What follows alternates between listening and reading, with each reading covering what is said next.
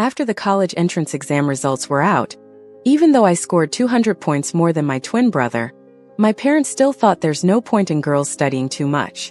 Right in front of the whole family, they tore up my acceptance letter and files. But I didn't really react. Instead, I smiled and agreed with my mom. And the next day I went out to look for a job. You see, I've been reborn and I know that the apocalypse is right around the corner. College isn't that important right now. Surviving and making sure my younger sister gets through it is what matters most. The whole family was sitting in the living room with the AC on, and the atmosphere was super awkward. My mom, Mary, sighed and said, "Emily, girls don't need to study that much. Look at me, I only graduated middle school and I still married your dad and have you three, and we're happy, aren't we?" My sister Sophia quietly rebutted, "But Emily can go to the best university, and whereas our brother didn't do so well yet he can go, why can't she?" My dad, Thomas, got all riled up. "Go for what? We can't afford college for 2 kids. Plus, how can you compare your sister to your brother? He's a man and women studying too much can't find a husband." As he said this, he grabbed my acceptance letter and files and tore them apart before I could react. "Tomorrow you're going to find a job and help earn tuition fees for your brother. You and your brother are twins. As the elder sister, you should be taking care of him." I just stared at the calendar on the wall, breathing in the fresh air I hadn't in a while. I'm alive. No, to be precise, I've been reborn.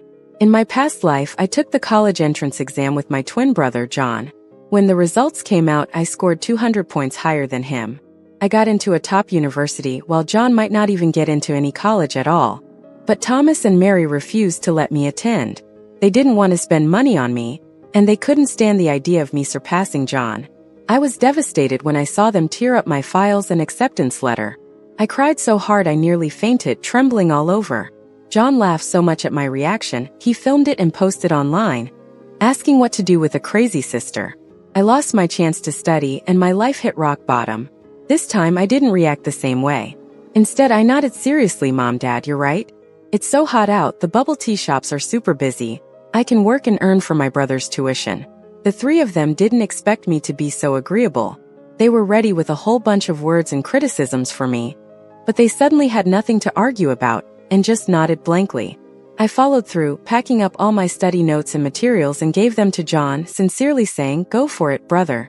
You're the family's hope." That night, Sophia and I lay on our beds. Without AC, it's always too hot to sleep. Sophia gently asked me, not wanting to wake the others, "Sis, why are you doing this? You should be the one going to college, not him, and it's not like we can't afford it. It's too unfair how much they favor boys. You should fight back." Had it been my past life, I would have said the same. But not this time. Not only because my rebellion led to insults and beatings, but also because the temperature is only going to soar. Many areas will hit 90 degrees. Surface temperature over 100, too hot for crops and humans to survive. When this heat wave hits, we can't go outside in the day, it feels like a giant oven. We can only go out at night to scavenge for food. But with 5 mouths to feed, it's never enough. Especially after Sophia fell ill from eating spoiled food. Under Thomas and Mary's urging, I had to take Sophia out of the house for her safety, leaving her in an empty place. But it turned out the AC there didn't work, and when I brought her medicine one night, she had died from the heat and sickness. Not even 2 months later, Thomas kicked me out too and I died outside. Looking at Sophia, my heart ached. In my past life, I failed her. Now, given a second chance, I need to protect her. I stroked her hair, wanting to tell her about my rebirth, but I feared she wouldn't understand or might accidentally leak the secret. So I whispered, "Sophia, school isn't the only way. When I earn enough, I'll save up for your education." Sophia gave me a puzzled look but just nodded. I couldn't help but ask, "Sophia, if I ever hurt you, would you forgive me?" Her expression was even more puzzled, but she replied, "Of course, you're my sister." In the morning, before the sun came up, I headed out. I wasn't going to work, though. I needed to prep for the apocalypse, which is only about 2 months away. I've read my share of end-of-world novels, but none ever tell you how to stock up with zero cash. And I don't have any magical cheats or pocket dimensions. My pockets were empty, not a penny to my name. How do I deal with this? After thinking it through, I decided on online loans. They might be a hassle, but I don't have better options. I applied for every online loan I could find, though because I'm young and have no income or assets, it wasn't much. Still, there were enough platforms that I managed to borrow over 800,000 yuan. I even took some gold jewelry Mary hid at home, barely scraping together 1 million yuan. With this money, the first thing I did was rent an abandoned bunker out in the countryside. This bunker is cool in summer and warm in winter. In my past life, many people survived in it after the disaster struck. This bomb shelter seems perfect for us. It has a massive iron door that weighs several hundred pounds. There's a lock on it, but it's not super useful. Just by turning an inside lock, not even a crowd outside could break it open. What's even better is that there's underground water inside. Someone had set up a water pump here before, and I tried it out. It still works. The agent looked a bit puzzled at me renting this place out here in the middle of nowhere. "What are you doing renting a bomb shelter?" I had my excuse ready. I wanted to start an immersive adventure escape room or something. After pleading and being persistent, I paid a month's rent. The agent had initially insisted on a deposit, but since this place was hard to rent out anyway, they reluctantly agreed. Once I secured the space, I started shopping. The bomb shelter's pretty roomy. Judging by the temperature, it seems about 20 degrees cooler in there compared to outside. I wasn't sure if that would change when things got really hot. I thought about buying air conditioners but decided against it. It's risky to have units outside. Someone could easily ruin them, making us suffer in the heat. Instead, I got a bunch of large freezers and fans. We'll use them to freeze ice and stock up on ice cream for Sophia. With ice blocks and fans around, it shouldn't be too bad. If it gets unbearable, we could just open the fridge doors for a cool blast. But that means we'll need power. Even though there weren't blackouts last time, I still picked up a few generators as a backup. Since it's just Sophia and me, I also got some cameras to monitor the area outside the door and on both sides to ensure it's safe. Next up was food supplies. Because it's not feasible to cook inside, I got loads of instant noodles and cookies. Wanting Sophia to eat well, I also bought some self-heating rice and hot pots, even though it cost a bit more. As I looked at all the fridge space, I decided to get frozen dumplings, buns, and wontons to avoid using a stove. I picked 2 powerful microwaves which can also cook noodles and heat things up. Luckily, many approaching expiration foods are cheap online. From past experience, I know eating these won't really matter. I also got Sophia's favorite snacks, candies, and ice cream. With the scorching sun looming, I bought some vitamins to keep us nourished. Being girls, I made sure to get enough tampons and tissues. Last time Sophia had some health issues, so I bought a few basic medications, though not a lot. I rarely fell sick before, so it didn't seem worth splurging on. I had everything shipped directly to the bomb shelter. Even if someone knew supplies were there, they can't get in. After all the shopping, I wasn't left with much cash. Still, I managed to get 2 stun batons, a bunch of books, and lots of movies and TV shows to keep us entertained because long isolation can drive people nuts. Every day I was either moving supplies, arranging things, or cleaning, busy from dawn till midnight. Besides Sophia, no one paid much attention to me, especially Mary. After realizing I wasn't home for dinner, she stopped cooking for me altogether. When I got back, only Sophia was waiting for me. She'd saved some of the evening's food for me, sharing with a smile on her sweaty face. In my mind, I silently counted down the days. Soon the day before the extreme heat arrived. I waited till Thomas and the others were fast asleep, then took Sophia with me and left home. I thought I'd need to explain a lot to Sophia, but she just picked up her doll and followed me without question. After a long walk, we finally reached the shelter. Once inside, I locked the door. It was much cooler inside compared to outside, even without air conditioning. Sophia sat on the bed in the spotless shelter and said, "Sis, when you mentioned not wanting to go to school, I found it odd. I figured you hadn't been going to work either. Something was up. Now, can you tell me?" I nodded and told her everything about my rebirth. Sophia was calmer than I expected. She just ate her ice cream and asked, "Sis, why didn't we bring Mom and Dad?" I hesitated, then chose to skip over the part where our parents kicked her out and said how they basically threw us out to fend for ourselves. Her eyes welled up with disbelief. How could they do that to us? We're their kids. I didn't know what to say back. I just told her to wash up and get some sleep. The next day I checked my phone. The weather forecast was the hottest topic, literally.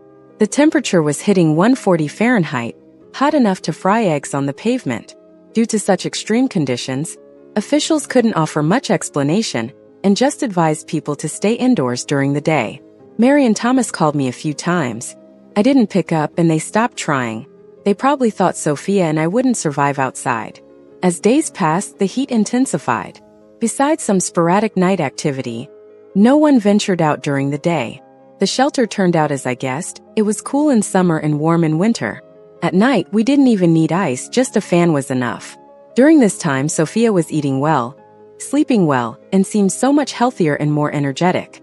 Occasionally, someone would try to intrude, looking to take refuge. Even the agent tried once. But I wasn't worried at all. There was no way anyone was getting in. Over time, no one else showed up. She was eating the self-heating hot pot I had prepared for her and said happily, "Sis, this place is great, safe and cool." I nodded along. Yeah, as long as we lock the door from the inside, no one can open it from the outside. Sophia looked a bit regretful and said, "I wonder how Mom and Dad are doing." Them? They're doing just fine. Half a year passed like this. Somehow, Thomas and Mary appeared outside the bunker. They looked really worn out, like they'd been struggling for a while. They started by softly calling us at the door. And when there was no response, they tried pushing the door open. I then spoke into the camera, "Don't bother trying. This door weighs several hundred pounds. You can't push it open." Only then did they notice the camera above. Thomas faced the camera with no sign of pleading, just anger. "You little brat, you're here enjoying yourself while ignoring your parents and brother?" Mary was more gentle. "Emily, Sophia, let your parents in for a bit. We've almost starved these days. Your brother is sick too. If not, at least give us some food to take back." In the past life, Sophia and I would go out to find food for them. This time, I guess they'd have to manage on their own. I looked at the two on the monitor and asked Sophia, "Sophia, did you tell them where we are?" She quickly shook her head. "No, I haven't been in touch with them. I don't even have a phone." She glanced worriedly at our storage. "Sis, should we let them in? But we don't have much food ourselves. If they come in, it'll go fast." I shook my head. Sophia hadn't been through what I had and didn't understand. If we let Thomas and Mary in, they'd kick us out to die. "Sophia, you have to trust your sister. Last time they did it." Sophia seemed uneasy watching the pair, tears in her eyes as she left the monitor room, clutching her doll. For some reason, Thomas and Mary, after checking their phones for a while, decided not to leave. They faced the camera, being sarcastic and abusive. "I carried you for 10 months and you treat me like this? Heartless child. After raising you all these years, even if we didn't send you to school, you shouldn't treat us this way. Let us in, and once the heat wave passes, we'll let you return to school." But their words fell on deaf ears. I was numb to it. Growing up, I prayed for things countless times but never got their sympathy. As the sun rose, they felt the heat and huddled together in a corner, their tone finally changing. Mary cried, "Emily, please let us in until nightfall. We promised to leave by then. Trust us one more time." Thomas agreed, yes, just until sundown." These words felt so familiar. I remembered begging Thomas the same way. A memory I couldn't forget. I sighed, feeling unable to witness this situation any longer, and chose to turn off the monitor. I needed sleep after a long night. When I woke up, Sophia had opened the door. Startled, I rushed over to find Thomas, and Mary hadn't left and had died at the doorway. Sophia was a mess of tears, sobbing uncontrollably. "Sis, they're dead.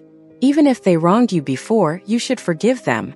I want to bury them, not leave them like this." I sighed, taking the shovel from her. "Go inside, watch the monitor. If someone comes, call me." Sophia nodded, and I began dragging Mary's water-deprived body. It was lighter than expected. But as I moved away, there was a sudden clang. Sophia, with a cold expression, slowly closed the big door, smirking, "You can die too." I sprinted, trying to get back into the bunker. But it was too late. The door was shut and locked before me. Although the sun wasn't out, it was unbearably hot, and within minutes I was drenched in sweat. I couldn't understand why Sophia would do this. Looking at the camera, I knew she could see me. "Sophia, I know you think I'm ruthless and can't stand what happened to them, but I've come back from the future. I'm sure of the consequences of letting them in. Open the door first. I'll explain inside, okay?" After a long silence, Sophia's laughter echoed from above. "Oh, my dear sister, of course, I know you came back from the future. If you hadn't, I'd have killed you already." I was baffled. What was she talking about? I looked up at the camera in confusion. Sophia's laughter continued. "You've been given a second chance and you're still so dumb? Are you a pig? Have you no brains? Can't you see I've been putting up with you, secretly mocking you all this time?" A realization hit me like a ton of bricks. Was Sophia reborn too? Seeing my expression, Sophia knew what I was thinking. She clapped her hands. "So you can figure out that I came back too. Maybe you're not so dense after all." I wiped the bangs sticking to my forehead and said, "Sophia, in my past life, I shouldn't have listened to Mom and Dad. I definitely shouldn't have left you in another house to die just so I could stay home. At the time, I didn't know the AC in that house was broken. When I went to deliver the medicine at night, I found out you'd passed away. I felt so guilty and regretful, which is why I wanted to make it up to you in this life." Sophia listened and seemed to find it funny. Guilty? And what's the point of feeling guilty? Even Mom and Dad said they were sorry today. You should have seen them bowing to the camera after you fell asleep. It was hilarious. I was caught off guard by Sophia's rebirth.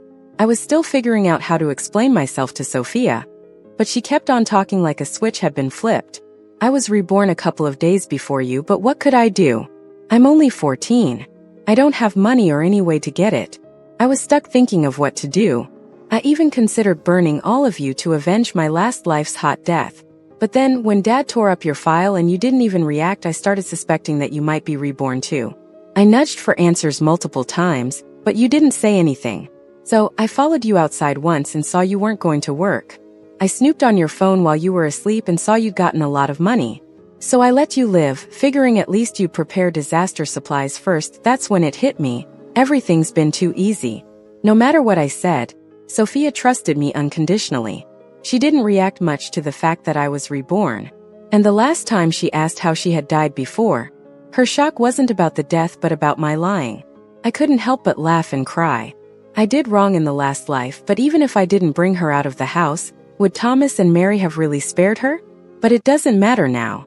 She can watch the surveillance today and definitely keep an eye on till I'm dead. That I spoke one last time, Sophia. If you open the door now, I can pretend none of this happened. If you don't, then our sisterhood ends today. Sophia gave a cold laugh. Good sister, I'm out of options too. With food running low, if I'm your dear little sis, go die for me and make up for my life lost last time. Instead of arguing with me, think about yourself.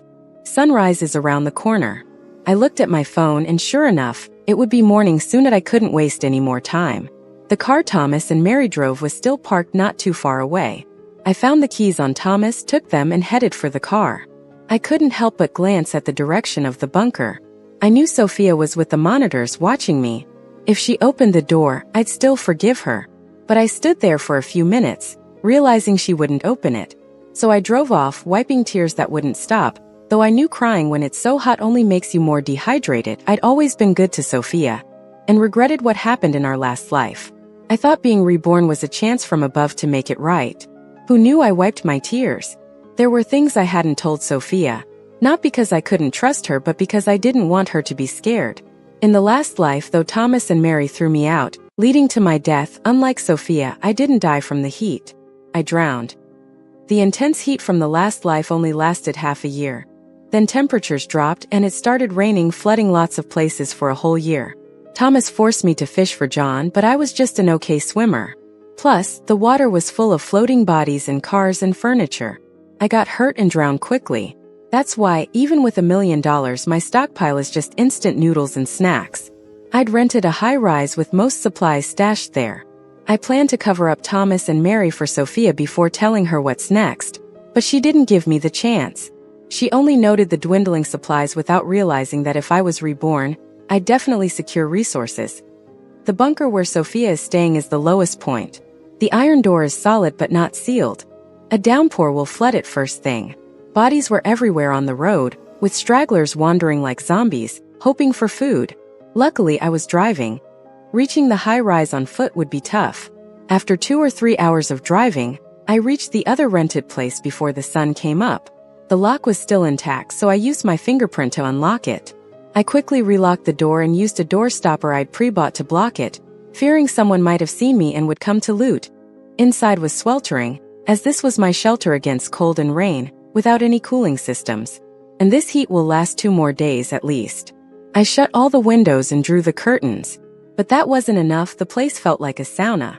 If this goes on, the heat will get me before the rain and cold have the chance. I quickly opened a few freezers where I stored food. Looking at the ice cream inside, I felt pretty bummed. These were originally meant for Sophia. She loves ice cream, be it cold or hot weather. I always joke that she must have some kind of innate Korean cold tolerance. Crazy to think all this stuff I saved for Sophia ended up saving my life. I lay on top of the freezer, got some blankets and emergency blankets, and wrapped them around to keep the heat out. Made it cooler around me. Finally, I felt some relief. If I wasn't dressed so warmly, I might have even felt cold. I started snacking on the ice cream, thinking about the past 6 months, and I couldn't help but cry a bit. I thought since it was hot, eating less wouldn't be a huge deal as long as I kept up with some salt intake. So, the supplies I stored were basic, just enough to get by. The tasty stuff like instant rice and dumplings, those were for Sophia. I just survived on salt water, instant noodles, and cookies. At least I had vitamins so I wouldn't get sick or anything. And Sophia, she wasn't shy about eating well. Even though she'd be polite at first, over the past 6 months she grew all healthy and chubby. You wouldn't guess it was the end times. Meanwhile, I looked like a skinny monkey. Worse than I ever did before. I prepared better food supplies here because I thought when the cold weather hits we'd need better nutrition. I dozed off on the freezer. Suddenly a loud bang woke me up. My whole body ached as I climbed off the freezer. I moved quickly to the window. It was raining just like I expected, but it was still super hot outside. The buildings that had been baking for so long were making sizzling noises, like water droplets on a hot grill. The streets were empty. No one dared to go out, you'd literally get cooked. After about half an hour, the temperature dropped rapidly like everything was flash frozen. I found some winter clothes to put on and finally felt warm. I closed the window and did a stock check. I had enough supplies for me and Sophia for 2 meals a day for over a year. But now, without Sophia, I could eat 3 meals a day, maybe even have midnight snacks. I grabbed a few egg yolk pies I used to love and gobbled down 5 of them. I never even dared to think about that before. They were all saved for Sophia. I genuinely wanted to make it up to her, wanted her to have it good. Once I was full, I realized there was no water in the house. I hadn't stocked up on any, thinking it would just evaporate in this heat. I opened the window again to collect rainwater, and noticed within an hour, water had already accumulated outside. Cars parked by the road were submerged. I spotted a few people on the street, but they all seemed to be heading home. I ran the rainwater through a purifier and boiled it before drinking. With water and food taken care of, I sat on the couch, spacing out, when my phone suddenly rang. It was a number I didn't recognize, but I picked up without hesitation. I didn't care who it could be. I just wanted someone to talk to. To my surprise, it was Sophia on the other end. How did she have a phone? Sophia wasn't her usual overconfident self. She was crying hard. "Sis, where are you? Please come save me. The water is almost up to my waist. What do I do?" Was the water rising that slowly? I thought for sure she'd be gone by now, but she was still alive. I coldly replied, "You can open the door yourself. I can't help you right now." Sophia sobbed even harder. "I don't know why the door won't open. Didn't you say you felt guilty about me? If you come save me, I'll forgive you for killing me in the past life." Anger rose inside me. "Sophia, I meant to bring this up last time. How could you say I killed you? You know Thomas and Mary thought you were sick and wanted you out. I had no choice but to put you in an empty room." "Sis, stop," Sophia interrupted, still crying. "I know now I misunderstood. Please come save me, I don't want to die. I'm only 14." I shook my head, knowing she couldn't see me. "Sophia, whether it was me or someone else who might have killed you in the past life, I saved you once this time. You kicked me out, our grudge is settled. I won't save someone who betrayed me.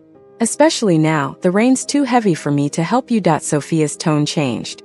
She seemed to realize there was no way I could save her. She started to insult me. "In this life and the last, you're the person I hate most.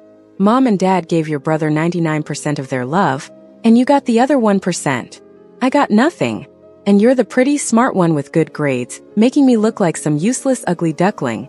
I never knew her resentment towards me ran that deep. She carried on and then abruptly stopped. "Wait, how are you still alive? I thought for sure no one would answer if I called." I sighed. "I didn't tell you everything before.